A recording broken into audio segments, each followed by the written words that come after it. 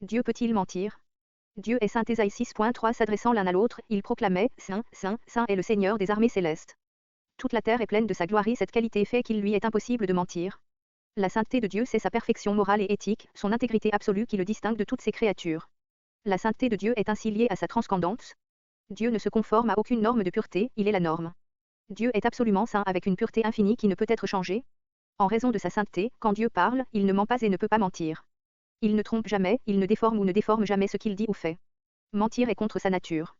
Puisque Dieu ne peut pas mentir, la parole de Dieu, la Bible, est totalement digne de confiance. 1 Roi 8.56. Béni soit l'Éternel qui a accordé la paix à son peuple Israël, conformément à ses promesses. En effet, aucune promesse de bienfait qu'il nous a faite par l'intermédiaire de son serviteur Moïse n'a manqué de se réaliser. Psaume 119.160. Ta parole dans sa totalité est vérité, et tout le droit que tu as établi dans ta justice est éternel. Chaque parole de Dieu est entièrement fiable. Proverbe 30, 5. Le caractère de Dieu et ses paroles qui en découlent sont plus purs que tout ce que ce monde peut produire. Les paroles de l'Éternel sont des paroles pures, un argent éprouvé sur terre au creuset, et 7 fois épuré. Psaume 12h6. Le socle de la promesse de Dieu faite à Abraham dans Genèse 12, c'est sa nature immuable. C'est-à-dire que l'attribut divin de vérité, solide comme le roc, rend tout ce qu'il dit absolument digne de confiance. Lorsque Dieu fit la promesse à Abraham, ne pouvant jurer par un plus grand que lui, il jura par lui-même, et dit « Certainement je te bénirai et je multiplierai ta postérité » Hébreux 6, 13-14. Le texte se poursuit d'ailleurs avec l'affirmation suivante « Il est impossible que Dieu mente » Hébreux 6h18. Si Dieu pouvait mentir, il ne serait pas transcendant, en fait, il serait comme nous.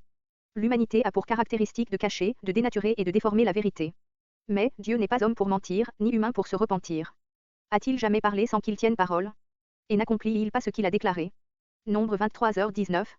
Depuis le tout début, Dieu a récompensé la foi en lui. Genèse 15.6. Abraham fit confiance à l'Éternel et, à cause de cela, l'Éternel le déclara juste. Hébreux 11.6. Or, sans la foi, il est impossible de lui être agréable. Car celui qui s'approche de Dieu doit croire qu'il existe et qu'il récompense ceux qui se tournent vers lui. La foi, ou la confiance, ne peut être une bonne chose que si son objet est digne de confiance.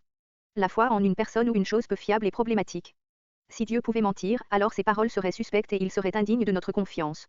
Mais, en l'état, il est entièrement fiable, tout ce qu'il fait témoigne qu'il est fidèle et juste, tous ses commandements sont dignes de confiance. Psaume 111, 7. Jésus, qui est, de condition divine, Philippiens 2h6, est, plein de grâce et de vérité, Jean 1h14. Tout ce que Jésus a dit et enseigné était la vérité absolue. Tout ce qu'il faisait reflétait la vérité. Des gens comme Pilate seront toujours confus par la vérité, Jean 18h38, mais Jésus est venu, témoigner de la vérité, verset 37. Jésus est, en fait, la vérité elle-même. Jean 14. Si je suis, moi, le chemin, répondit Jésus, la vérité et la vie. Personne ne va au Père sans passer par moi. Jésus ne peut pas mentir parce que Dieu ne peut pas mentir, et quiconque appartient à la vérité connaît la voix de Jésus. Jean 18, 37. Dieu, qui ne peut mentir, est d'une pureté morale transcendante. Il veut aussi la pureté morale de ses enfants.